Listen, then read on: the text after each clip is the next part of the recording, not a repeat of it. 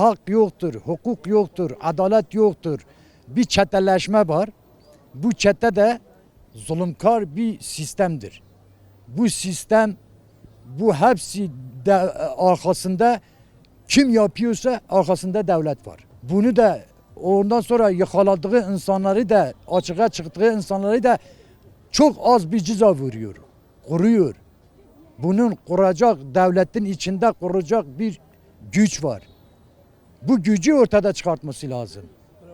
Baştan bu şebeke baştan o 90'dan beri bu şebeke bu Orta Doğu'da Kürdistan'da kesin devam ediyor. Yani okuyan kızlar Dersim'de Kaba, Gülistan Kaba mesela niye 7 gün 8 gün kayboluyor, 6 sene kayboluyor, niye bugün çıkıyor?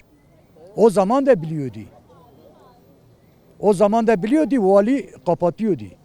Yani açığa çıkmak istemiyordu. Çünkü bu şebeke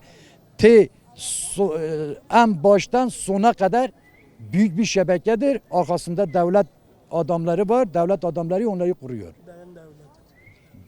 Gerçekten devlet kuruyor. Yani devlet kurulmasa millet de ortaya çıkarabilir. Gazeteci de ortaya çıkabilir. Çıkartabilir. Ama devlet arkasında var, bırakmıyor.